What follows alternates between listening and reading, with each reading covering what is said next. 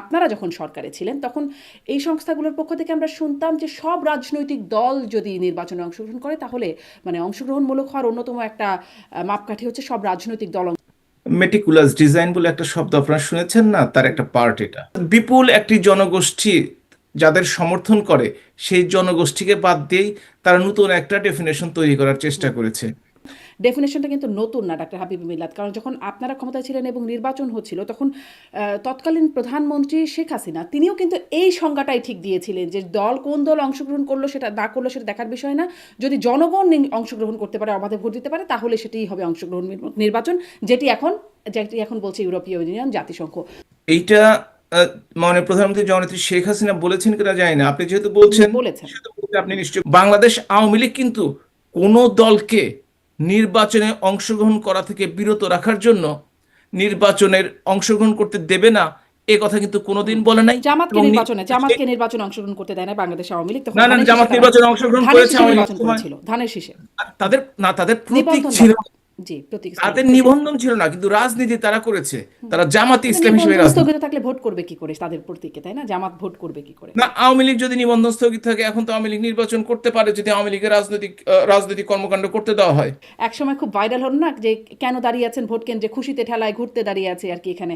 তো তারাও তো আসলে খুশিতে ঠেলায় আসলে ভোট বর্জন করেন নাই, তারা পরিস্থিতি দেখেই যে সকল সুষ্ঠু নির্বাচনগুলো আসলে হচ্ছিল না, বা প্রভুদের খুশি করার জন্য বা শক্তির খেলায় জিতবার জন্য। আপনাদের কি কোনো মেটিকুলাস ডিজাইন আছে কিনা? পৃথিবীতে ফেয়ার বলে তো আসলে কিছু নেই। এই দেখেন, ধন্যবাদ আপনাকে, দর্শকদের শুভেচ্ছা। আপনাকেও অনেক ধন্যবাদ, যুক্ত হচ্ছেন আপনি।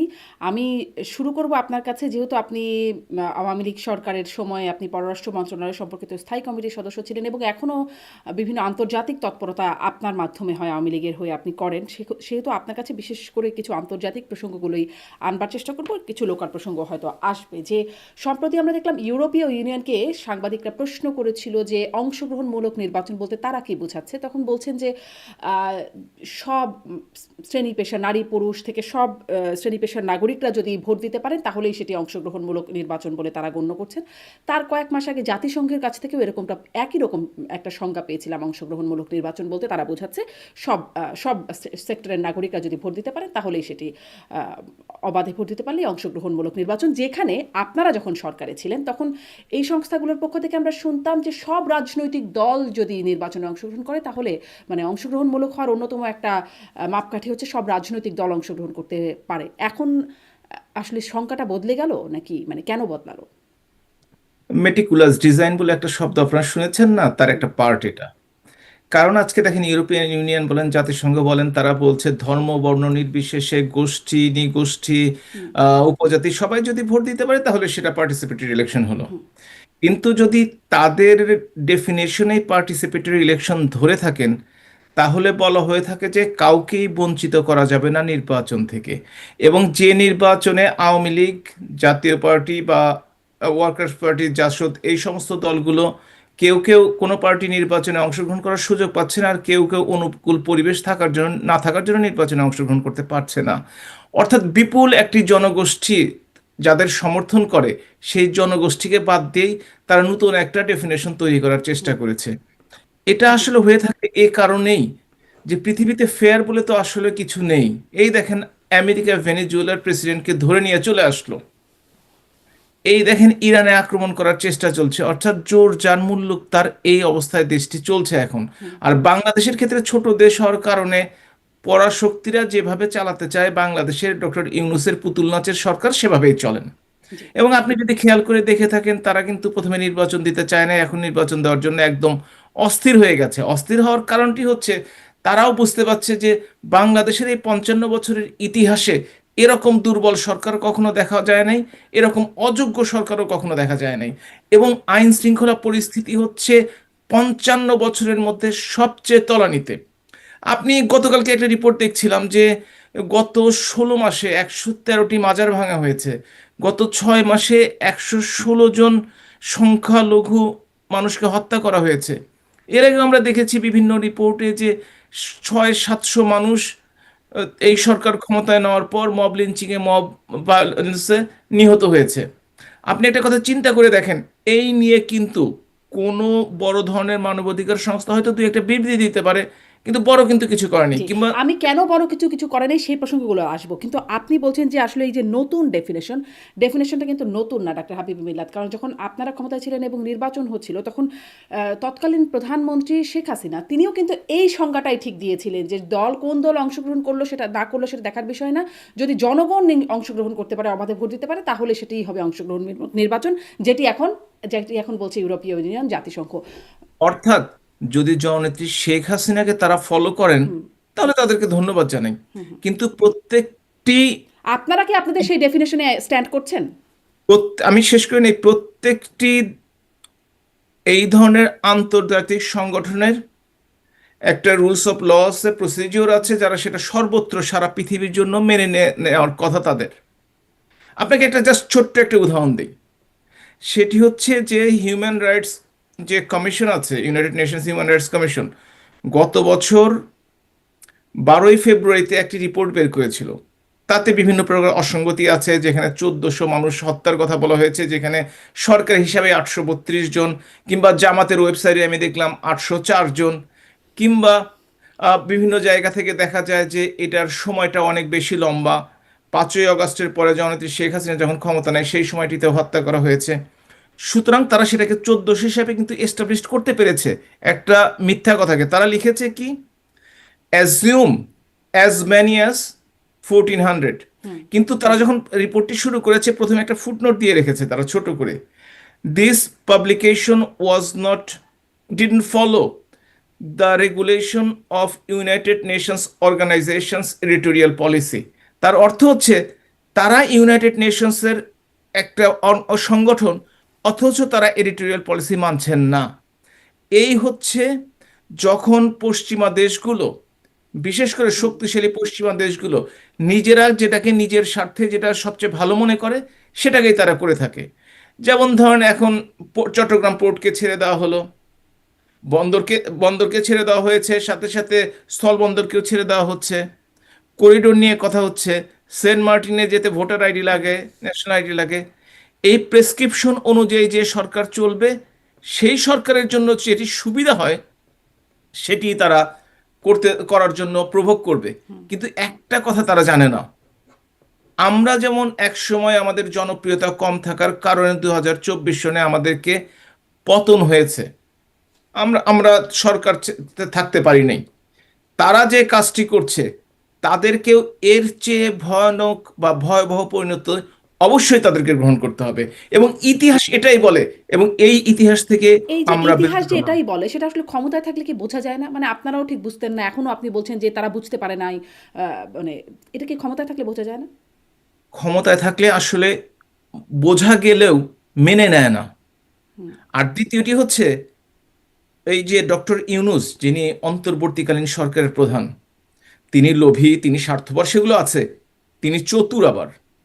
তিনি যখন বুঝতে পেরেছেন বাংলাদেশের এই অস্থিতিশীল অবস্থা, বাংলাদেশের আইন শৃঙ্খলা পরিস্থিতির এতটা প্রকট অবস্থা, বাংলাদেশের অর্থনীতি ধ্বংসের মুখে, বাংলাদেশের জননেত্রী শেখ হাসিনা যে জিডিপি রেখে গিয়েছিলেন, যে অর্থনৈতিক প্রবৃদ্ধি রেখে গিয়েছিলেন, সেগুলো যখন ধারে কাছেও নাই, এবং জনরোষ যখন তার দিকে ধাবিত হচ্ছে এবং জনপ্রিয়তা যখন কমছে, তখন সে যেনতেন একটা নির্বাচন দিয়ে নিজে চলে যেতে চায়। আমাকে ওনাকে বুদ্ধিমান এবং চতুর একসাথে মনে হয়। জি। আপনারা এতটুকু বুদ্ধিমান হতে পারলে কি আপনাদের এই পতন হতো? মানে নির্বাচনটা যদি আপনারা দিতেন তাহলে কি আপনাদের এরকম পতন হতো বলে মনে হয়? যদিও আমার অন্যদিকে কিছু প্রশ্ন আছে, ছোট্ট করে একটু শুনে নেব। আমরা নির্বাচন নিয়ে যদি, আপনি আমাদের নির্বাচন নিয়ে কথা ওঠেন, 8-এর নির্বাচন নিয়ে বা তার আগে নির্বাচন নিয়ে কথা হয়নি, 14 নির্বাচন, 18 নির্বাচন কিংবা 24-এর নির্বাচন নিয়ে কথা হয়েছে। এবং একটি ব্যাপার খেয়াল করবেন কিন্তু, সেটি হচ্ছে বাংলাদেশ আওয়ামী লীগ কোনোদিন, যে কয়টি দল বাংলাদেশের ক্ষমতায় ছিল, নির্বাচন ছাড়া ক্ষমতায় যায়নি। নির্বাচন নিয়ে কথা থাকতে পারে, নির্বাচন নিয়ে প্রশ্ন থাকতে পারে, কিন্তু বাংলাদেশে অন্য যে কয়টি দল, বিএনপি বলেন, জাতীয় পার্টি বলেন, তারা কিন্তু বন্দুকের নলে ক্ষমতায় এসে পরবর্তীতে ক্ষমতা দখল করেছে। এখন আসে আপনার প্রশ্নের উত্তরে, আওয়ামী লীগকে যদি এই ধরনের নির্বাচন করার অপরাধে দেশ ছাড়তে হয়, এখন যারা এই ধরনের নির্বাচন করছে তারা কিভাবে দেশে থাকে বা থাকবে জি, সেটা জি, ভবিষ্যতে বলে সেটি দিবে। অবশ্য আলোচনার বিষয় না। কারণ তাদের মধ্য থেকেই অনেকে বলছেন তারা এখন সেফ এক্সিট খুঁজছেন। সেটি নিয়ে আমি তাদের সাথে অনেক সময় কথা বলি। কিন্তু আপনার সাথে সেই প্রসঙ্গটিতে ফিরে যাই যে বলছিলাম যে আ শেখ হাসিনা যেই সংজ্ঞাটা দিয়েছিলেন তখন যেটি আসলে এখন ফলো করছেন এই বিদেশি সংস্থাগুলো, যে জনগণ অংশগ্রহণ করতে পারলেই নির্বাচন, কোন দল অংশগ্রহণ করলো বা করল না সেটি আসলে দেখার বিষয় না। আপনারা কি সেই ডেফিনিশনে এখনো স্ট্যান্ড করেন অংশগ্রহণমূলক নির্বাচনের সংজ্ঞা? এইটা আহ, মাননীয় প্রধানমন্ত্রী জননেত্রী শেখ হাসিনা বলেছেন কিনা জানি না, আপনি যেহেতু বলছেন বলেছেন। সেহেতু বলতে আপনি নিশ্চয়ই কোট করছেন জি, ওনাকে। তবে এ কথা সত্য যে কোনো আমাদের মতো গণতান্ত্রিক দেশে নির্বাচন প্রক্রিয়ায় কিছুটা টুকি থাকতে পারে। তবে আমি ব্যক্তিগতভাবে মনে করি কেউ যদি তার পতন না চায়, এমনকি আন্তর্জাতিক সংগঠনগুলো যারা এই কথাগুলো বলছে, তারা যদি বাংলাদেশ বা পৃথিবীর বিভিন্ন দেশে থাকতে চায়, তাদেরকেও সংজ্ঞার পরিবর্তন করতে হবে। সকল দলের এবং সকলের অংশগ্রহণ নিশ্চিত করা। হ্যাঁ, গণতান্ত্রিক সরকারি পন্থায়, গণতান্ত্রিক পন্থায় কোনো ব্যক্তি ইচ্ছা করলে আমি আপনি ইচ্ছা করলে ভোট দিতে যাব না বা ভোট দিতে যাব, সেটা আমাদের ইচ্ছা। কিন্তু ভোট দেওয়ার পরিস্থিতি থাকতে হবে যে আপনি ইচ্ছা করলে ভোট দিতে পারেন।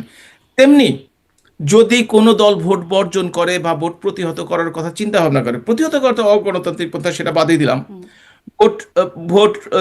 অংশগ্রহণ করা বা ভোট বয়কটের কথা চিন্তা করে, এটাও কিন্তু সেই দলের গণতান্ত্রিক অধিকার।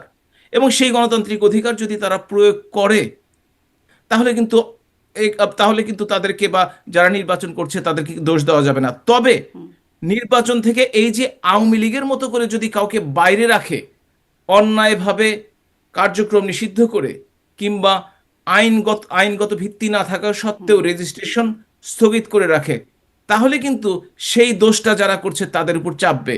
বাংলাদেশ আওয়ামী লীগ কিন্তু কোনো দলকে নির্বাচনে অংশগ্রহণ করা থেকে বিরত রাখার জন্য নির্বাচনের অংশগ্রহণ করতে দেবে না, এ কথা কিন্তু কোনোদিন বলে নাই। এবং জামাতকে নির্বাচনে অংশগ্রহণ করতে দেয় না বাংলাদেশ আওয়ামী লীগ। তখন না না, জামাত নির্বাচনে অংশগ্রহণ ধানের করেছে শীষে আওয়ামী লীগের নির্বাচন সময়। করেছিল। ধানের শীষে।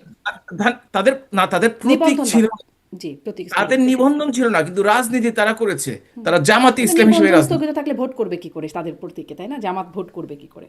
না, আওয়ামী লীগ যদি নিবন্ধন স্থগিত থাকে, এখন তো আওয়ামী লীগ নির্বাচন করতে পারে যদি আওয়ামী লীগের রাজনৈতিক কর্মকাণ্ড করতে দেওয়া হয়। আজকে আওয়ামী লীগের রাজনৈতিক কর্মকাণ্ডের মধ্যে নিষেধাজ্ঞা প্রত্যাহার করা হোক, আওয়ামী লীগ নির্বাচনে অংশগ্রহণ করবে কি করবে না সেটা আওয়ামী লীগ সিদ্ধান্ত নেবে। আবার বলছি যে নিবন্ধন অতীতে স্থগিত যারা থাকলে অংশগ্রহণ কিভাবে করে নাই, অংশগ্রহণ করে? হ্যাঁ। তারা কিন্তু নিজেদের ইচ্ছাতে অংশগ্রহণ করে নাই। কিন্তু আওয়ামী লীগকে কিন্তু জোর করে নির্বাচন থেকে দূরে ঠেলে সরে রাখা হচ্ছে এ কারণেই যে জি, দেশে যে স্বাধীনতা, সার্বভৌমত্ব, মুক্তিযুদ্ধের চেতনা থেকে তারা সরে গিয়ে পরাজিত শক্তি আবারও এমন একটা কাজ করার চেষ্টা করছে, তারা সেই একাত্তর পূর্ববর্তী অবস্থানে যাওয়ার চেষ্টা করছে। এবং তাদের বক্তৃতা বিবৃতিতে নিশ্চয়ই আপনারা সেটা খেয়াল করছেন। জি, জি। মানে বাংলাদেশ মানে আওয়ামী লীগ একমাত্র দল নিজের দেশের স্বার্থ সবসময় রক্ষা করেছে। অন্য কোনো দল এখন পর্যন্ত ক্ষমতায় এসে সেভাবে স্বার্থ রক্ষা করতে জি। পারেনি। আপনি এবং বলছিলেন আপনি যে যদি তারা সেই মানে সেই সময় তারা সেই দলগুলো নির্বাচন বর্জন করেছে আর আওয়ামী লীগকে নির্বাচনে অংশগ্রহণ করতে দেওয়া বর্জন হয় না। করেছে, হ্যাঁ, বয়কট কিন্তু করেছে, কিন্তু অংশগ্রহণ করে নাই। সেই যে বর্জন করা বা অংশগ্রহণ না করার যে বিষয়টা বলছেন সেটি ওই যে একসময় খুব ভাইরাল হলো না যে কেন দাঁড়িয়ে আছেন ভোট কেন্দ্রে, খুশিতে ঠেলায় ঘুরতে দাঁড়িয়ে আছে আর কি এখানে।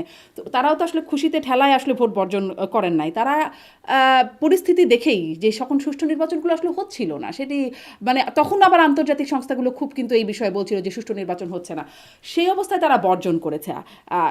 কিন্তু ফলাফল তো একই, তাই না? তাদের দলের ভোটাররা ভোট দিতে পারলো না, এখন যেমন আপনার দলের ভোটাররা ভোট কি অর্থাৎ করবেন বোঝা যাচ্ছে না। অর্থাৎ আপনি বলতে চাচ্ছেন আওয়ামী লীগের সময় যে নির্বাচনের জন্য আওয়ামী লীগকে দোষী সাব্যস্ত করা হয় এবং যে কারণে আপনার ভাষায় আওয়ামী লীগকে চলে যেতে হয়েছে, সেই একই দোষে বর্তমান রাজনৈতিক দল ডক্টর ইউনূসের নেত্রী সেই একই ভুল করতে যাচ্ছে, এটাই তো? জি, অনেকেই এবং তেমনটা এটাই বলছে। যদি করে থাকে, তাহলে আওয়ামী লীগকে কেন সরে যেতে হবে এবং কেন এরা এখনো টিকে থাকবে? কারণটি হচ্ছে, এটি হচ্ছে শক্তির খেলা।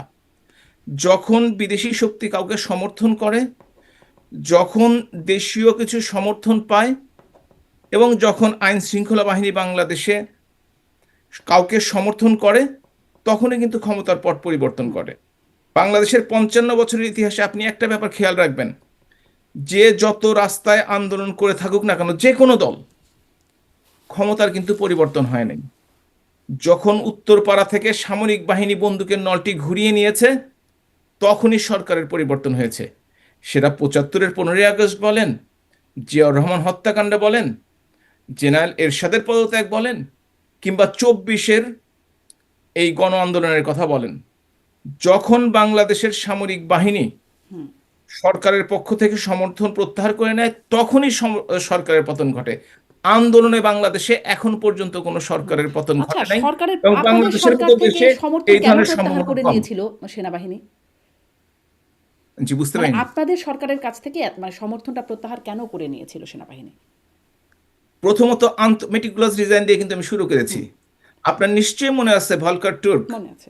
হুম, যিনি ইউনাইটেড নেশন হিউম্যান রাইটস কমিশনের প্রধান, তিনি যখন সেনা প্রধানকে ফোন করে বলেন বাংলাদেশে যে সমস্ত সেনাবাহিনী হুম, শান্তি মিশনে আছে তাদেরকে নেওয়া হবে না, তাদেরকে ফিরিয়ে দেওয়া হবে, তখনই কিন্তু 3 আগস্ট 2024 সেনা প্রধান মিটিং ডাকলেন।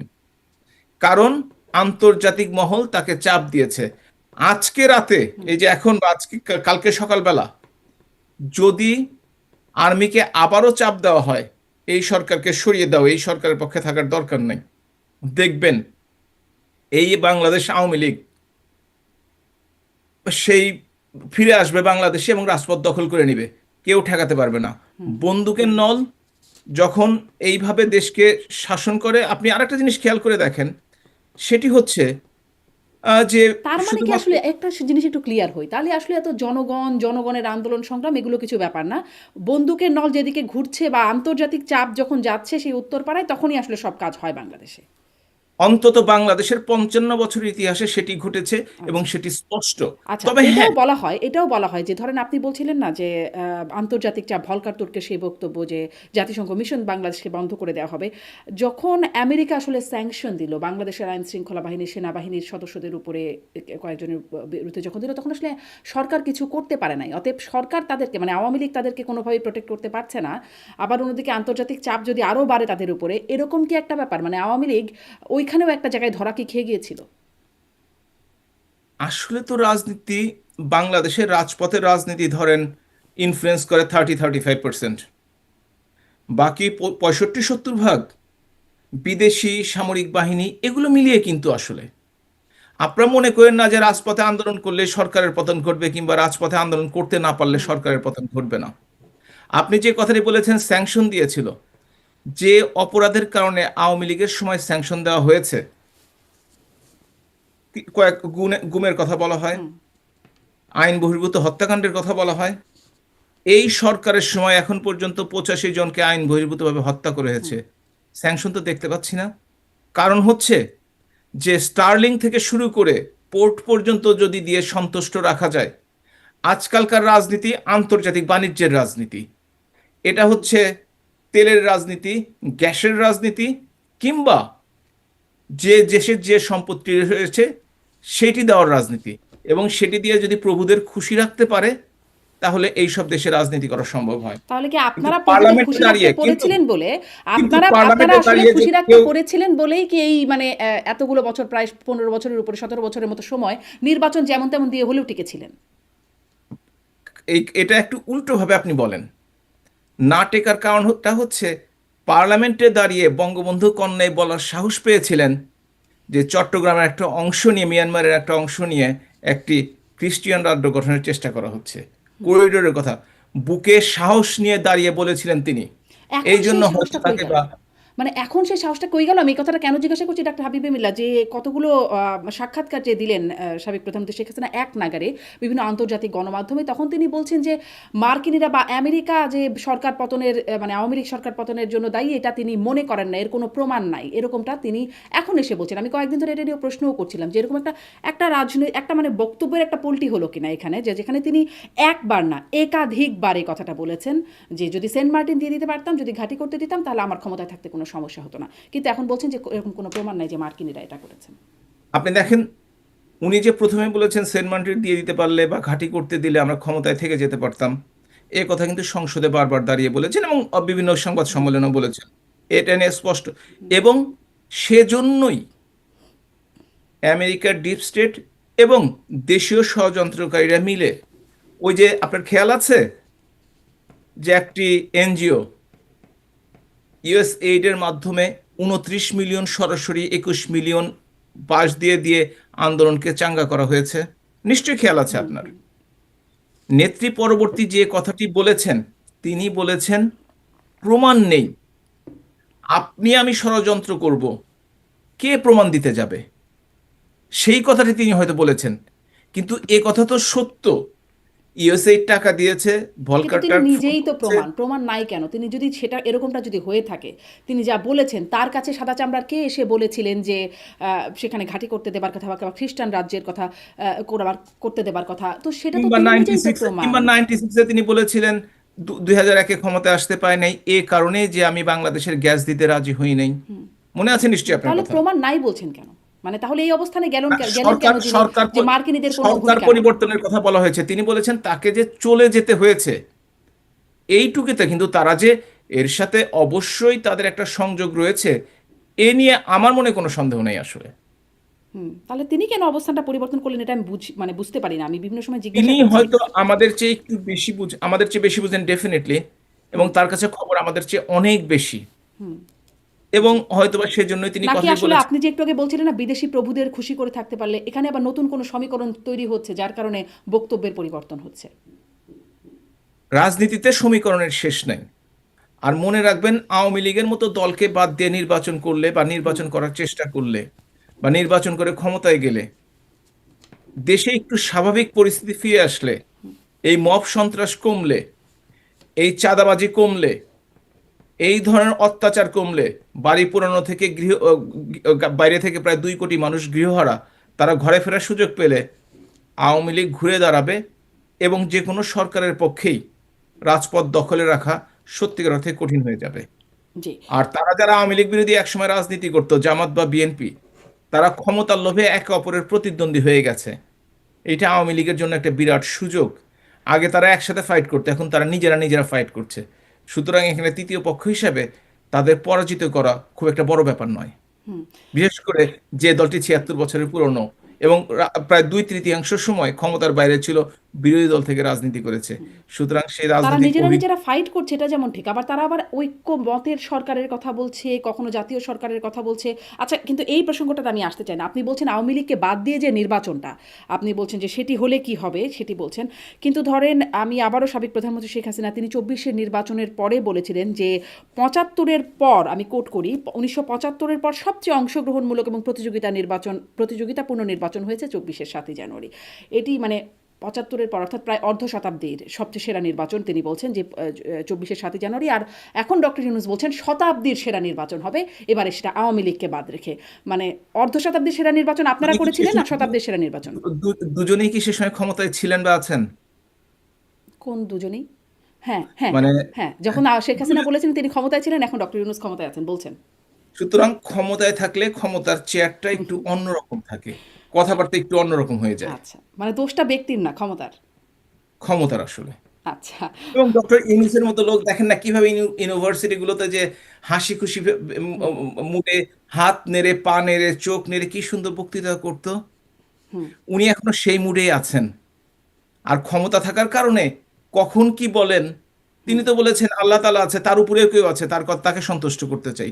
সুতরাং ক্ষমতায় থাকলে সব কথা ধরা যাবে না, এবং ক্ষমতায় থাকলে মানুষ মাথা ঠিক থাকে কিনা যথেষ্ট সন্দেহ আছে। জি, সেটি যেই হোক, সে ডক্টর ইউনূস হোক আর শেখ হাসিনা হোক, ক্ষমতাটা যে ভয়ঙ্কর বোঝা যাচ্ছে। ক্ষমতায় যেই থাকুক না কেন, এই যে আচ্ছা। ট্রাম্পকে দেখেন না, আমরা আমাদের দেশের কথা শুধু বলেন কেন, ইচ্ছা মতো সে করে যাচ্ছে। ইন্ডিয়ার উপর 500 ভাগ শুল্ক। সে এখন ট্যাক্স বসানোর চেষ্টা করছে, চায়নার উপর 500 ভাগ ট্যাক্স বসানোর চেষ্টা করছে। সে মানে ভেনেজুয়েলা থেকে ট্রাম্প তো প্রেসিডেন্ট আমেরিকার একটা এক্সেপশনাল কেস। ট্রাম্প তো আমেরিকার একটু এক্সেপশনাল কেস। কিন্তু বাংলাদেশে আর কি, আমি বাংলাদেশের রাজনীতিতে বলছিলাম, আপনি শেখ না, হাসিনার কথা বলছেন এক্সেপশনাল এখন। কেস না। ওই আমেরিকান প্রেসিডেন্টরাও একই কাজ করেন। যখন ডেমোক্র্যাটরা ক্ষমতায় থাকে তখন তারা ইরাক আক্রমণ করে, তখন তারা সিরিয়া আক্রমণ করে, তখন তারা নিজেদের মতো সাম্রাজ্য বাড়ানোর চেষ্টা করে। এটা হচ্ছে শক্তির খেলা আর ক্ষমতার খেলা। এই শক্তি ও ক্ষমতাকে যারা মনে করে চিরস্থায়ী, তারা বড় ভুল করে। সে যেই হোক না কেন। জি, আমি পরবর্তীতে আপনার কাছে শেষের দিকে এসে জিজ্ঞাসা করব, শক্তির খেলা, ক্ষমতার খেলা বা প্রভুদের খুশি করার যে বিষয়টা না করতে পারলে বা উত্তর পাড়াকে সন্তুষ্ট করা, আন্তর্জাতিক চাপ তৈরি করা, এখানে আপনারা আসলে কি করছেন? এটা একটা কৌশল এবং কূটকৌশলও বটে। সেখানে আপনাদেরটা কি, সেটা আমি একদম পরে আসি। কিন্তু আরেকটু মানে কূটনীতিতে যা চলছে সেটি একটু কথা বলি। মার্কিন দুজন সাবেক কূটনীতিক যমুনায় প্রধান উপদেষ্টার সাথে দেখা করেছেন এবং সেখানে তিনি বলছেন যে দক্ষিণ আফ্রিকার বর্ণবাদ পরবর্তী সময়ে যে ট্রুথ অ্যান্ড রিকনসিলিয়েশন কমিশন হয়েছিল, সেরকম কিছু বাংলাদেশে করার সম্ভাবনা আছে কিনা এই বিষয়ে কথা বলেছেন। সেক্ষেত্রে তারপরে ডক্টর ইউনূস একটা রিপ্লাই করেছেন, সেটাও আমি একটু পরে বলি। কিন্তু এই যে আলোচনাটায় আসলো ট্রুথ অ্যান্ড রিকনসিলিয়েশন, দুজন সাবেক কূটনীতিক এসে বলছেন, এটা কেন মানে বলছেন, কেন এখন ট্রুথ অ্যান্ড রিকনসিলিয়েশনের ডক্টর কথা আসছে? ইউনূস তারা বলেছেন, কিন্তু ডক্টর ইউনূস যে জবাবটি দিয়েছেন, হয়তো আপনি বলবেন রিকনসিলিয়েশন করলে আওয়ামী লীগ ফিরে আসবে বা আওয়ামী লীগকে আসার সুযোগ দেওয়া হবে, এই ধরনের কথা আপনি হয়তো বলবেন। তার আগে আমি একটা কথা বলি, ডক্টর ইউনূসকে বিশ্বাস করবেন না। তিনি যা বলেন তিনি সেটা করেন না। তিনি আমেরিকায় কি বলেছিলেন খেয়াল আছে? যে আওয়ামী লীগকে সাময়িকভাবে স্থগিত করা হয়েছে, কার্যক্রম নিষিদ্ধ করা হয়নি। এখন তার তার সঙ্গপাঙ্গরা, তার যিনি স্পোকসপারসন, সেই প্রেস শফিক, তিনি বলেন, প্রেস সচিব, যে আওয়ামী লীগের ক্ষমতা আসতে দেওয়া হবে না, এবং দেশে ফিরে এসেই তিনি তার চোখ পাল্টে নিয়েছেন। অর্থাৎ তিনি দেশে এক কথা বলেন, তিনি বাংলাদেশে আর এক কথা বলেন। তিনি বিদেশিদের সামনে এক কথা বলেন, তিনি এনসিপি জামাতের সামনে এক কথা বলেন, আবার ওই কথাটি ঘুরিয়ে বিএনপির সামনে বলেন। সুতরাং তাকে নিয়ে আলোচনা করা খুব একটা জরুরি না। তবে একটা কথা বলি, সাউথ আফ্রিকায় কি হয়েছিল, নেলসন ম্যান্ডেলা ক্ষমতায় আসার পরও কিন্তু সকলকে নিয়ে সরকারে অংশগ্রহণ করার সুযোগ করে দিয়েছিল, নির্বাচনে অংশগ্রহণ করার সুযোগ দিয়েছিল। কিন্তু ডক্টর মোহাম্মদ ইউনূস তার স্পোকসপারসনের মাধ্যমে কিন্তু বলেছেন আওয়ামী লীগের কোনো সুযোগ নাই। যদিও অন্যায়ভাবে অর্ডিন্যান্সের মাধ্যমে এটা বাতিল বা নিষিদ্ধ করা হয়েছে কার্যক্রম, কিন্তু তারপরে এটা বলা হচ্ছে কোনো সুযোগ নাই। সুতরাং তার কথা আসলে বাংলাদেশের জনগণ যেভাবে 2004 অগাস্ট পূর্ববর্তীতে শুনতো, বিশ্বাস করত, প্রথম 3 মাসের মধ্যেই তার ক্রেডিবিলিটি নষ্ট হয়ে গেছে। শুধু বাংলাদেশে না, বাংলাদেশের বাইরে আপনি দেখেন 14 বার সফরে গেছে, মাত্র মালয়েশিয়া ছাড়া কোনো সরকার প্রধানের দেখা পায় নাই। আর যেগুলো পেয়েছে শুধু ফটো সেশন। এবং ইংল্যান্ডের কথা বলেন, ইটালির কথা বলেন, ফ্রান্সের কথা বলেন, প্রাইম মিনিস্টারদের সাথে দেখা করার জন্য তিনি অস্থির ছিলেন, একজনও দেখা করে নাই। বেসরকারি সফর, নিজে হয়তো একটা পুরস্কার নেবেন এই জন্য আসেন, নিজে হয়তো একটা ব্যবসায়িক কর্মকাণ্ডে আসবেন, নিজে হয়তো তারেক জিয়ার সাথে দেখা করতে আসবে, এই জন্য আসেন। সুতরাং তাকে নিয়ে আসলে আলোচনা করাটা সময় নষ্ট। আর সেও ভাবছে ফেব্রুয়ারির পর তো আমি সেফ এক্সিটে চলেই যাচ্ছি, আমাকে আর পায় কে। কিন্তু একটা কথা মনে রাখতে হবে, পৃথিবীর সর্বত্র আওয়ামী লীগ এবং তার সহযোগী সংগঠন আছে, প্রত্যেক দেশে আছে। কোথাও যেও সে শান্তিতে থাকতে পারবে, এটা মনে না করার যথেষ্ট কারণ থাকতে পারে।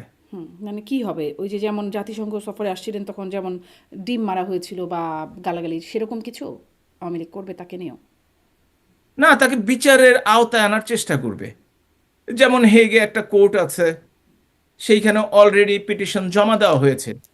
কাজ করবে কি করবে না সেটা পরের কথা, কিন্তু এই যে মিথ্যা মামলা, হত্যা মামলা, মিথ্যা মামলা দিয়ে আইসিটি কোর্ট সহ বিভিন্ন জায়গায় যে নেত্রী সহ সবাইকে যে হেনস্থা করা হচ্ছে আইন কানুন না মেনে, এবং না, অপরাধ করে থাকলে আমার কোনো দোষ নাই, সেটা আমার ক্ষেত্রেও, যদি অপরাধ করলে তাকে শাস্তি পেতে হবে।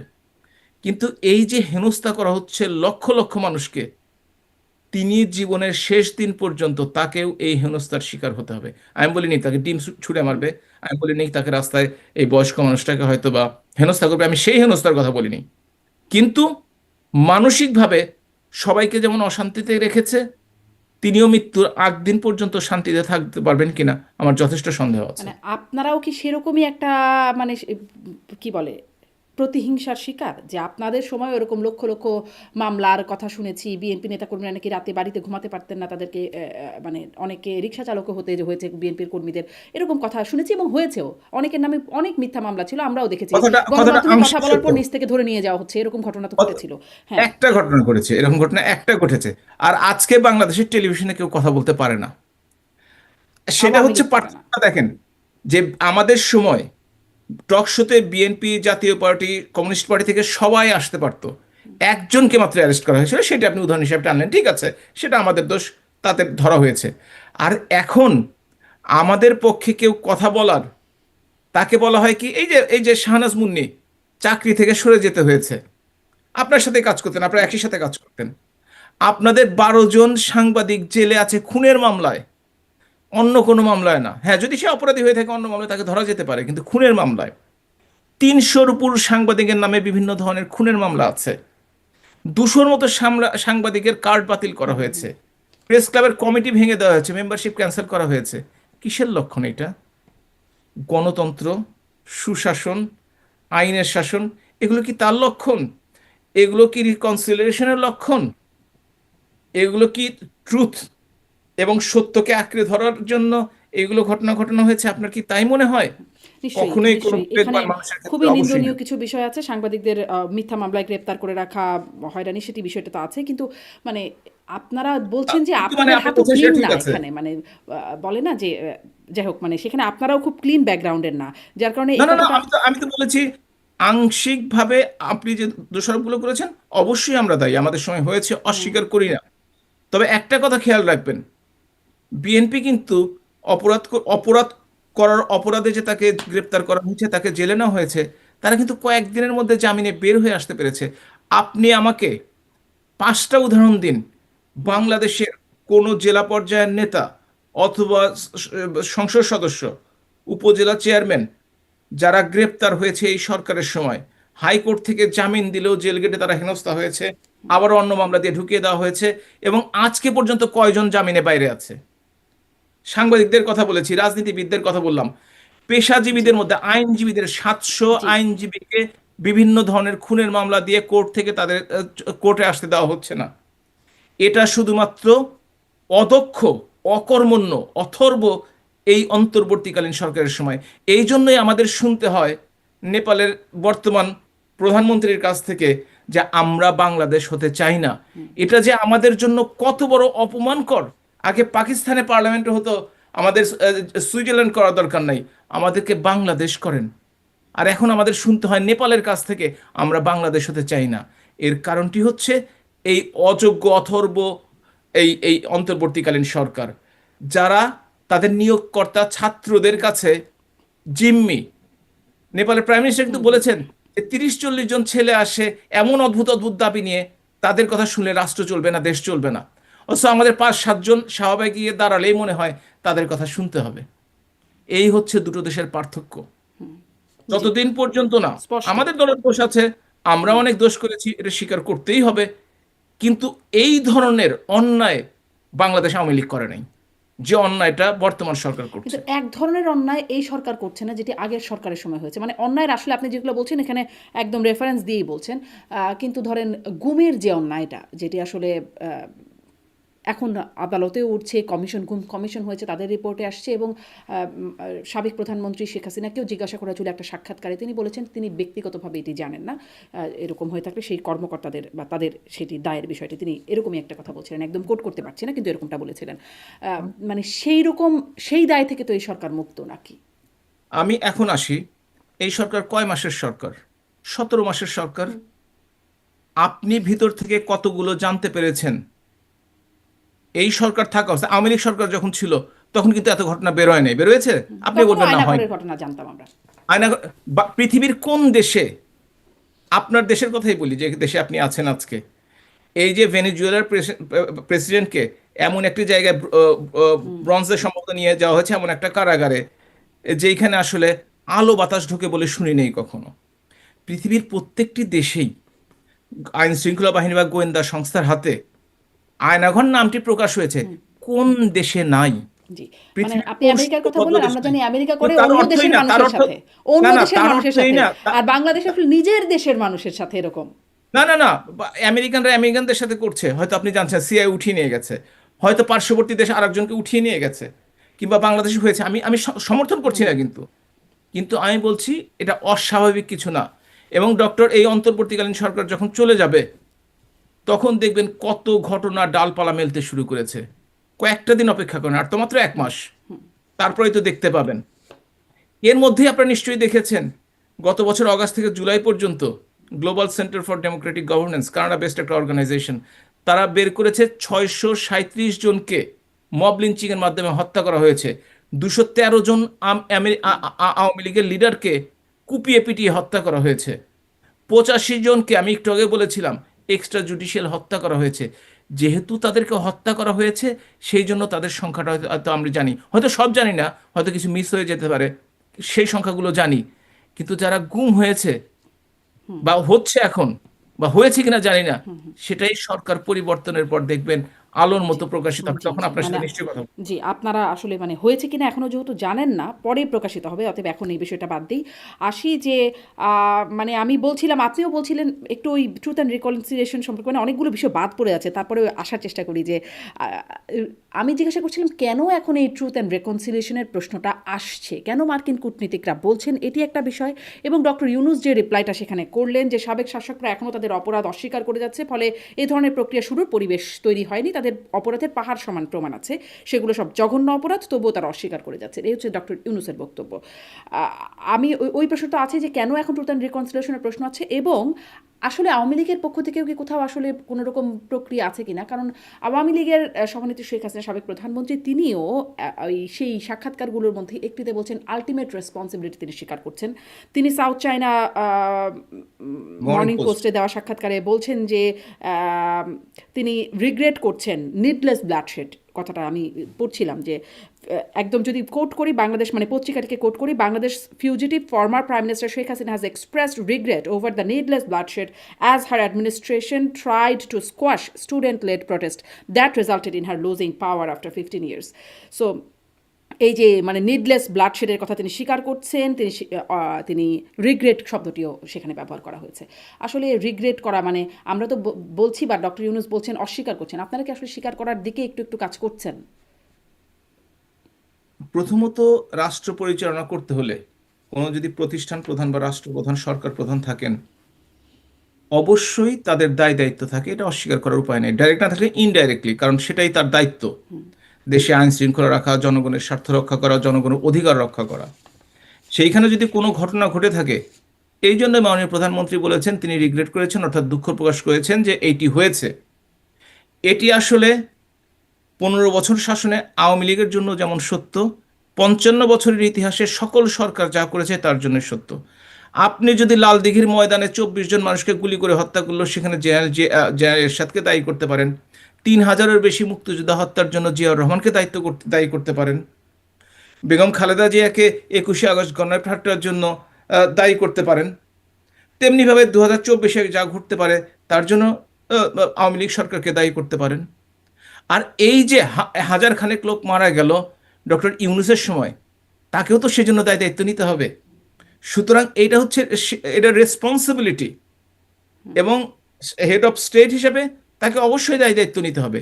তিনি সরাসরি হুকুম দিয়ে হত্যা করিয়েছেন কিনা, তিনি সরাসরি নিজ হাতে গুলি করেছেন কিনা, তিনি নজরে পিটিয়ে মেরেছেন কিনা, সেটা না হলেও দায়িত্বে থাকার কারণে সমস্ত বাহিনী তার হাতে। সুতরাং যে সরকারি আসুক না কেন, সে যে সরকারি আইনের মুখোমুখি হোক না কেন, তাকে অবশ্যই সেই দায়িত্বটুকু নিতে হবে, এবং জননেত্রী শেখ হাসিনা সেটুকুই নিয়েছেন।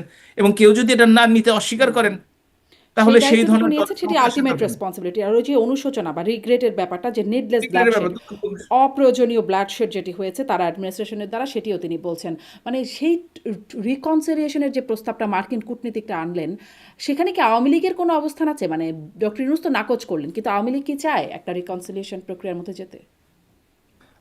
প্রথমত হচ্ছে যে আমি আওয়ামী লীগের নীতি নির্ধারক পর্যায়ের কেউ না, সুতরাং এ ব্যাপারে পার্টি থেকে কি সিদ্ধান্ত আসবে আমার পক্ষে বলা কঠিন। তবে ব্যক্তিগতভাবে যদি আমাকে জিজ্ঞেস করেন, আমি যে কোনো ঘটনার জন্য যদি কোনো মায়ের বুক খালি হয়, যদি কেউ আহত হয়, যদি কেউ পঙ্গু হয়, যদি এর সাথে কেউ দায়ী থাকে, তাদের অবশ্যই বিচারের আওতায় আনতে হবে, কোনো সন্দেহ নেই। সাথে সাথে এ কথাও বলে রাখি, রাজনৈতিক প্রতিহিংসা কিংবা রাজনৈতিক ভাবে পঙ্গু করে দেওয়ার জন্য, রাজনীতির মাঠ ছাড়া করার জন্য যদি মিথ্যা মামলা দেওয়া হয়, মিথ্যা মামলায় ফাঁসিয়ে দেওয়া হয়, সেটাও আমরা চাই না, সেটারও প্রতিবাদ করি।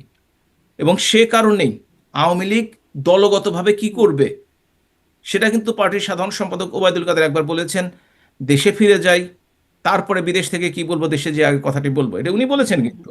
এবং আপনি রিগ্রেটের কথাটা নিজেই 2-3 বার পড়ে শোনালেন। সুতরাং সেই দিক দিয়ে আরেকটি কথা আমি ইম্পর্টেন্ট কথা বলতে চাই, সেটি হচ্ছে যে যে 2জন কূটনীতিক এসছিলেন তারা কিন্তু সাবেক, আপনি নিশ্চয়ই খেয়াল করেছেন। আপনি তো জানেন সরকারি চাকরি চলে যাওয়ার পরে যখন সাবেক হয়ে যায়, তাদের গুরুত্বটা হয়তো স্যার শুনতে পছন্দ করেন তারা, কিন্তু তাদের পরামর্শ বা আদেশ কিন্তু কেউ মানে না। সুতরাং এই যে দুজন এসছেন, তারা কেন এসছেন, কোন কারণে এসছেন, এবং ডক্টর ইউনূস দুজন সাবেককে কেন অ্যাপয়েন্টমেন্ট দিলেন, সেটা কিন্তু আমার বোঝার বাইরে। তার কি কোনো কাজ নাই? বাংলাদেশের মানুষ যেখানে 1,000-এর মতো মানুষ মারা গেছে, যেখানে চাঁদাবাজি থামানো যাচ্ছে না, যেখানে সন্ত্রাস সর্বত্র, যেখানে সংখ্যালঘুদের নির্যাতন করা হচ্ছে, যেখানে নারী এবং শিশুদের ধর্ষণ ভীষণভাবে বেড়ে গেছে তাহলে গত তাদের এজেন্ডা কি আছে সেটি বোঝা যাচ্ছে না, তাই বলছেন? তারা কেন আসলো এটাই তো বুঝতে পারলাম না। এবং তারা এসে কেন উপদেশ দিতে আসলেন? তাদের না আছে নিজের দেশে ক্ষমতা, তারা কেন অন্য দেশে এসে ক্ষমতা খাটানোর চেষ্টা করবে? এটা তো আমি বুঝতে পারলাম না। হতে পারে ডক্টর ইউনূসের এক সময়ের পরিচিত ছিলেন, তার সাথে হয়তো চেনা জানা ছিল, তারা দেখা করতে এসছে। আর বাংলাদেশের সাংবাদিকরা তো কেউ প্লেনে উঠলে কখন তিনি প্লেনে উঠলেন, কখন এয়ারপোর্টে ঢুকলেন, কোন প্লেনটা কোথায় আছে সেটাও দেখাতে অভ্যস্ত। সেই সাংবাদিকরা হয়তো ছবি তুলেছে। আর যেহেতু এই ছবিটা না তুললেই চলবে না, কারণ দুজন সাদা চামড়ার মানুষ দুজন আছে, তাও ডক্টর ইউনূসের সাথে দেখা করেছে, বর্তমানেও পৃথিবীতে বাইরে গেলে দেখা করে না কেউ, তাহলে একটা ইম্পর্টেন্ট ইস্যু। সেই জন্য হয়তো ডাস্টবিন শফিক, সরি, ওই যে প্রেস সেক্রেটারি শফিক, সে হয়তো বেশ গুরুত্ব দিয়ে ছাপিয়েছে। এটা হতে পারে যে এটা একটা প্রোপাগান্ডা, যে এখনো সাদা লোকজন ডক্টর ইউনূসের সাথে দেখা করে। হ্যাঁ, ইংল্যান্ডে দেখা করে নাই, ইটালিতে দেখা করে নাই, কিংবা ফ্রান্সে দেখা করে নাই, কিন্তু দেখো আমেরিকানরা কিন্তু দেখা করে, আমেরিকানরাই কিন্তু তারা তো আজকাল দেখা করেনি, হয়তো মানে প্রধানমন্ত্রী পর্যায়ের লোকজন দেখা করেন নাই, আপনি বলছিলেন সেটি। কিন্তু আরেকটা কথা যে আপনি বলছিলেন না যে এখন আসলে কিছু সংস্থা বলছেন আওয়ামী লীগকে নির্বাচনে অংশগ্রহণ করতে দেওয়া উচিত, বা কিন্তু খুব আগে যেরকম খুব বড় সময়, যেমন ধরেন সব দূতাবাসগুলো যৌথভাবে একটা, পশ্চিমা দূতাবাসগুলো একটা বিবৃতি দিত বিভিন্ন সময়। আমরা দেখেছি যখন জাতিসংঘ বা ইউরোপীয় ইউনিয়ন তখন তারা খুব সক্রিয় ছিল, কিন্তু তাদের ডেফিনেশন এখন প্রথমে যেটা দিয়ে শুরু করলাম একটা পরিবর্তন হচ্ছে। এটি কেন আসলে? তারা কি আসলে ডক্টর ইউনূস সরকারকে বেশি পছন্দ করে, আপনাদের মানে কম পছন্দ বা অপছন্দ করে, এটি কি কারণ? প্রথমত আমি কিন্তু শুরুই করেছিলাম মেটিকুলাস ডিজাইন দিয়ে। প্রত্যেকটা ডিজাইনের একটা পার্ট থাকে, এবং তারা সেটা ফলো করতে থাকে একটা নির্দিষ্ট সময় পর্যন্ত, যতক্ষণ না চেঞ্জ হয়। হয়তোবা তারা এখনো সেই ধরনের কোনো ইঙ্গিত পায়নি যে তাদের স্ট্র্যাটেজি এখন চেঞ্জ করতে হবে। যদি তারা আবার উপর থেকে নির্দেশনা পেয়ে যায়, দেখবেন কালকে সকালে উঠে বলে বসছে বাংলাদেশ আওয়ামী লীগ ছাড়া কোনো নির্বাচন হবে না, 2006 সনে 5বার নির্বাচনী তফসিল পিছিয়ে ছিল, এবার একবারও পিছানো হয় নাই, আরো 2বার পিছিয়ে দাও, এই ধরনের কথাবার্তা বলতে পারে। এবং এই ধরনের কথাবার্তার গুঞ্জন কিন্তু আমরা বাইরে শুনছি, কনফার্ম করতে পারবো না, তবে গুঞ্জন শুনছি। এই গুঞ্জনের জন্য কি আপনারা কাজ করছেন? এটা তো স্বাভাবিকভাবেই বাংলাদেশ আওয়ামী লীগ চাইবে নির্বাচনে অংশগ্রহণ করার জন্য, এবং এটা তো স্বাভাবিকভাবে আওয়ামী লীগ চাইবে রাজনীতিতে প্রতিষ্ঠিত হওয়ার জন্য। বাংলাদেশের প্রাচীনতম দল, বাংলাদেশের তাহলে কি সবচেয়ে আপনারা জনপ্রিয়। নির্বাচন পিছিয়ে দেওয়ার জন্য কাজ করছেন? না, আমি সে কথা বলিনি। আমি বলেছি নির্বাচনে অংশগ্রহণ করার জন্য কাজ করছি। আচ্ছা, আচ্ছা, আপনি বলছিলেন যে নির্দেশনা চেঞ্জ হলে অবস্থান পরিবর্তন হবে, হয়তো মেটিকুলাস ডিজাইনের এখনও ওইটাই চলছে, সেটি আপনি বলছিলেন। কিন্তু আমি একটু জিজ্ঞাসা করতে চাই, ভারত তারা আসলে কি করছে? কারণ তাদের কাছ থেকে আমরা সবসময় শুনতাম, আওয়ামী লীগের বন্ধু সবসময় হিসেবে ভারতকে চেনা হয়, ভারত বলতো সবসময় বলেছে ইনক্লুসিভ নির্বাচনের কথা। কিন্তু পররাষ্ট্রমন্ত্রী জয়শঙ্কর যখন বেগম জিয়ার মৃত্যুর পরে তার বিশেষ বিদায়ের অনুষ্ঠানে অংশগ্রহণ করতে এসে তারেক রহমানের সাথে কথা বললেন, তখন নির্বাচনের জন্য তিনি শুভ কামনার কথা বললেন। তিনি বললেন নির্বাচনের পরের সরকারের সাথে একটা সুপ্রতিবেশী সুলভ আচরণ তৈরি হবে, এবং তিনি সুপ্রতিবেশী সুলভ বার্তা নিয়েই তিনি এসেছিলেন। সেটি আবার তিনি ফিরে গিয়ে এক সংবাদ সম্মেলনে বা সাংবাদিকদের প্রশ্নের জবাবে তিনি এই বিষয়গুলো বললেন। মানে আগে যেটা ভারত বলতো অংশগ্রহণমূলক নির্বাচন, যেটি অবশ্য আবার আওয়ামী লীগ সরকার যখন নির্বাচনগুলো আয়োজন করতো তখন বলতো না, পরে যখন আওয়ামী লীগের পতনের পরে বারবার শুধু অংশগ্রহণমূলক নির্বাচনের কথাটা শোনা যেত, এখন আর শোনা যাচ্ছে না। এবারে তিনি বললেন না, শুধুই নির্বাচনের জন্য শুভকামনা জানান। ভারতও কি আসলে কোনো জায়গা থেকে তাদের মেটিকুলাস বা তাদের কোনো ডিজাইনের পরিবর্তন হলো? আমরা সঠিকভাবে তো বলতে পারবো না, তবে এটা শুনেছি যে আহ, এইবার ক্ষমতায় বিএনপি আসবে, এবং এতে অনেক দেশেরই সমর্থন আছে, হয়তো আবার ভারতেরও সমর্থন থাকতে পারে। এই কারণটি হচ্ছে যে আপনি দেখেন যে আহ, যখন তারেক রহমান ইংল্যান্ডে ছিলেন, এই শেষ সময়ের কথা বলছি, ডিসেম্বরের কথা, 25 তারিখে তো আসলেন দেশে, 17-18 তারিখের দিকে জামাতের আমির কিন্তু লন্ডনে গেলেন এই ইলেকশনের কঠিনতম সময়ে, এবং তিনি গেলেন একটা নেগোসিয়েশন করার জন্য বিএনপির সাথে। কিন্তু ইতিমধ্যেই, এবং তার 2 সপ্তাহ আগে তারেক জিয়া কিন্তু লিখেছিলেন যে তিনি দেশে ফিরে আসাটা একক নিয়ন্ত্রিত নয়, অথচ 2 সপ্তাহের মধ্যে কিন্তু দেশে ফিরে আসলেন।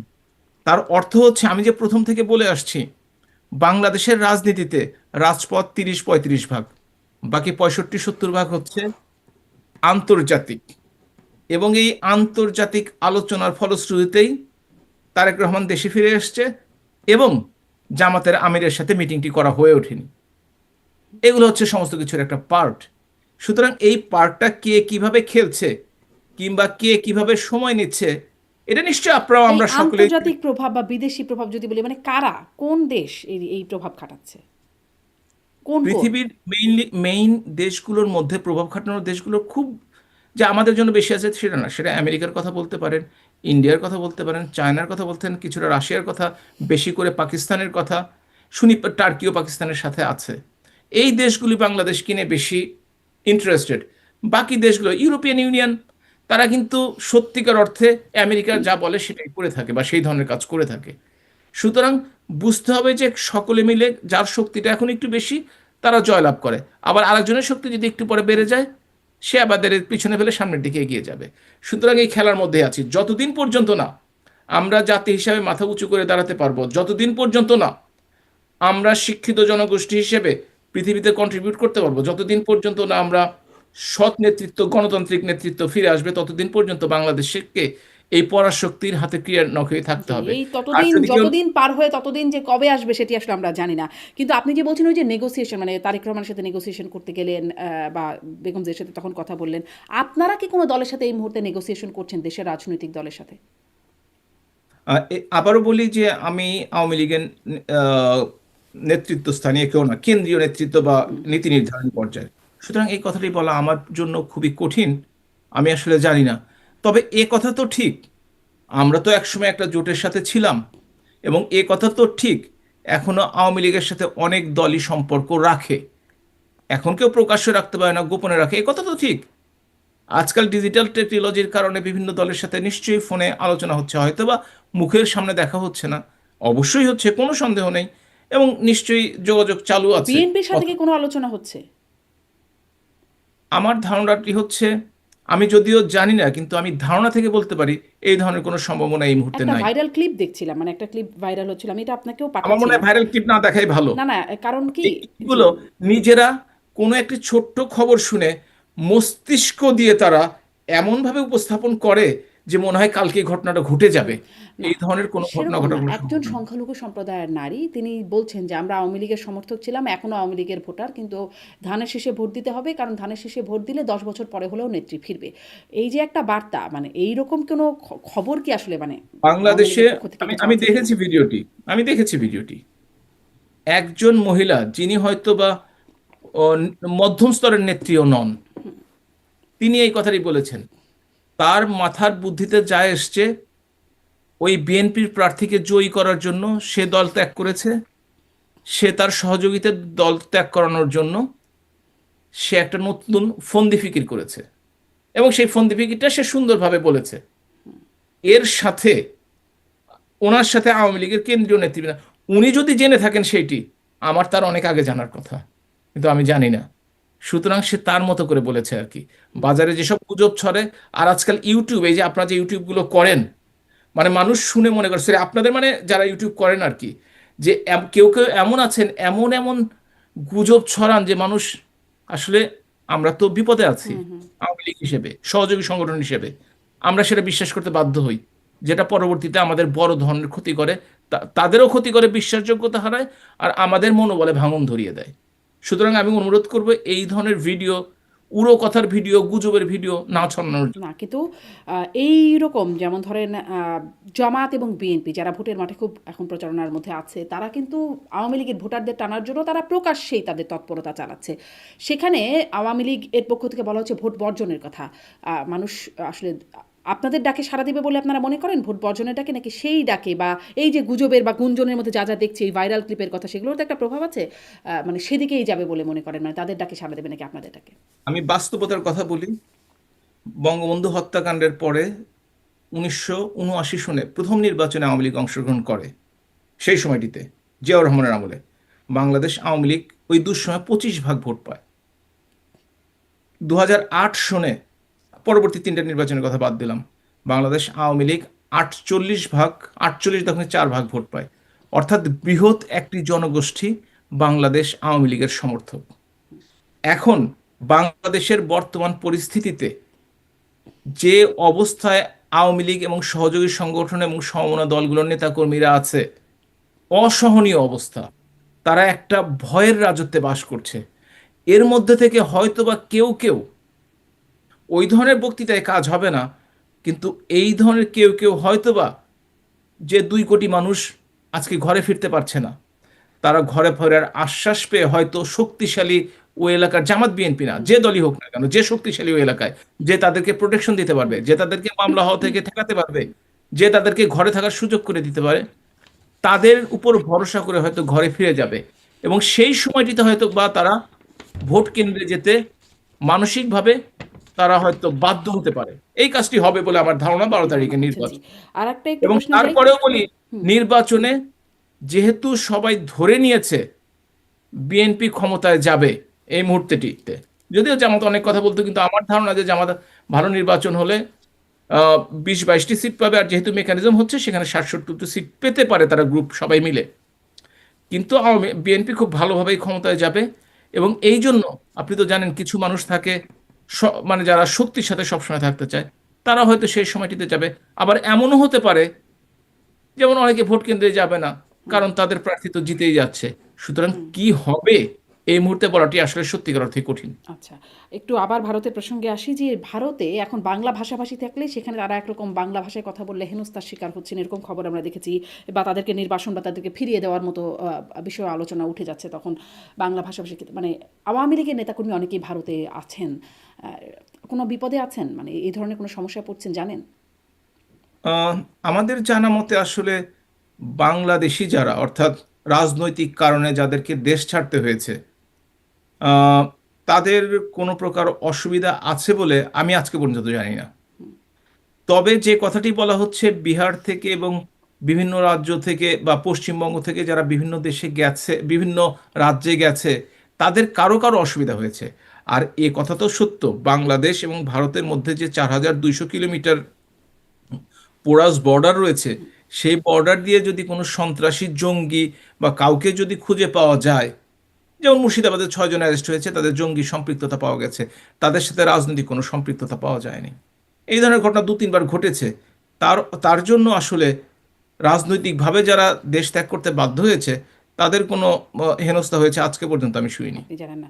কিন্তু একটা আপত্তি বা একরকম অস্বস্তি ভারতের মধ্যে আছে, যে এইভাবে মানে আসলে তো যারা রাজনৈতিকভাবে, রাজনৈতিক কারণে আওয়ামী লীগের যারা ভারতে আশ্রয় নিয়েছেন, তারা অনেকেই অবৈধভাবে সেখানে গেছেন বা অবৈধভাবে আছেনও এখন। সেটা হয়তো রাজনৈতিক কারণে তাদের একটা পারমিশন আছে সেখানে থাকবার জন্য। কিন্তু মমতা বন্দ্যোপাধ্যায়ও কিছুদিন আগে বলছেন যে ভারত অনেককেই বাংলাদেশ থেকে অনেক দেরকে রাজনৈতিকভাবে এনেছেন এবং অতিথি হিসাবে তারা ভারতের অতিথি হিসেবে, আমরা এখনো অবধি কিছু বলি নাই।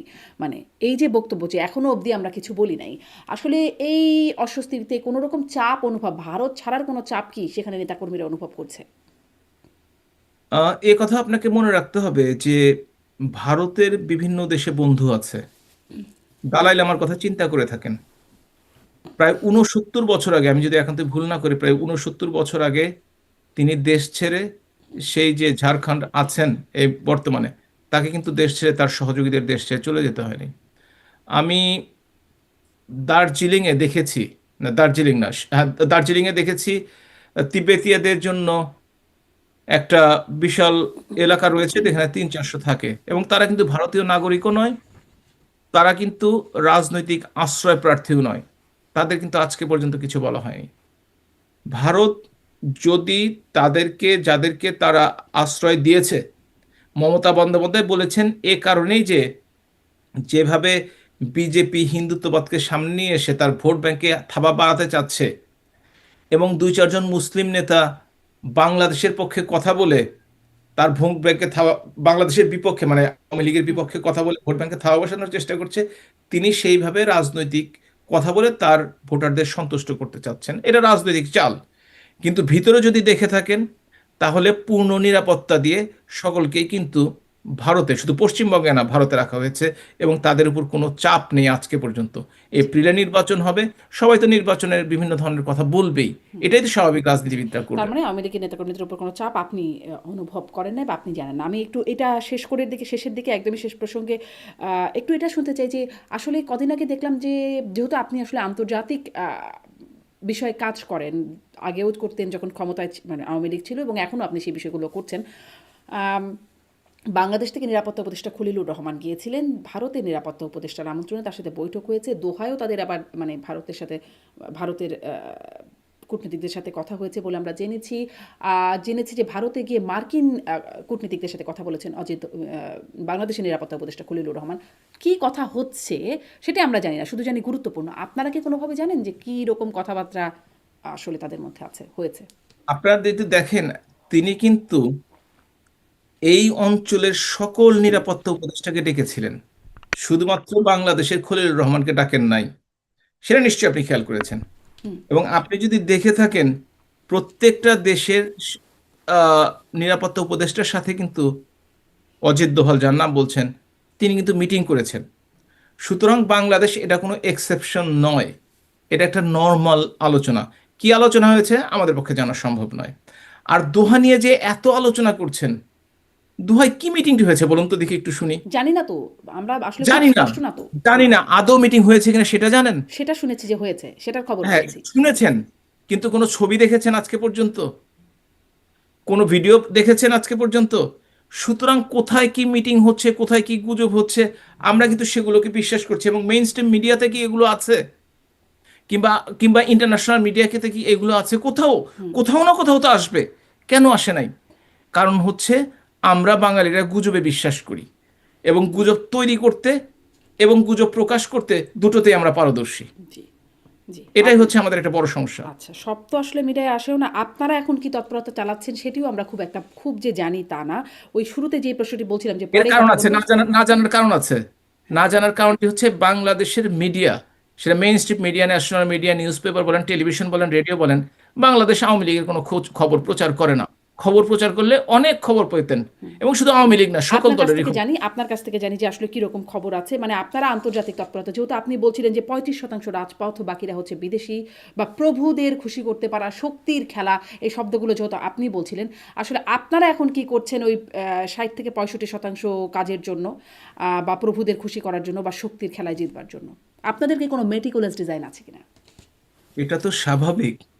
আওয়ামী লীগের মতো দলের কোনো ডিজাইন থাকবে না, আওয়ামী লীগে ফেরার কোনো পথ তৈরি করবে না, এটা যারা ভাবে তারা বোকার স্বর্গে বাস করছে। তবে এই কথা ঠিক, এটা তো মেটিকুলাস ডিজাইন তো আর সকলকে প্রকাশ্য বলে না কেউ। সুতরাং সেই ডিজাইনটা যখন বাস্তবায়ন হবে, নিশ্চয়ই আপনারা দেখতে পাবেন। আচ্ছা, কোনো টাইম লাইন দেবেন নাকি সেটাও বলা যাবে না? রাজনীতিতে কোনোদিন টাইম লাইন থাকে না, এবং যে টাইম লাইন যারাই দিয়ে থাকে তারাই ফেল করেছে বাংলাদেশের ইতিহাসে। জি। আচ্ছা। দেখেন না, বিএনপি বলতো রোজার পরে, কোরবানির পরে, কিংবা ঈদের পরে, পূজার পরে আন্দোলন করবে, করতে পারে নাই। এটা হচ্ছে নিয়ম, যে এটা ডেট দিয়ে, তারিখ দিয়ে কোনো আন্দোলন সফল করা যায় না, কিংবা ক্ষমতার পরিবর্তন করা একদমই যায় না। টাইমলাইনের বাইরে গিয়ে হঠাৎ করে গণ অভ্যুত্থান বা সেভাবে করে আপনাদের পতন করিয়ে ফেললো, বিএনপি না হোক বা যারাই হোক, সেটা আসলে করিয়ে ফেললো।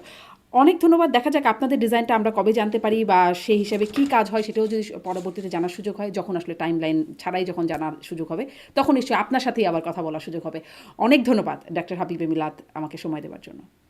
আপনাকে অসংখ্য ধন্যবাদ এবং দর্শকদের শুভেচ্ছা জানাচ্ছি। ধন্যবাদ দর্শক সাথে থাকার জন্য।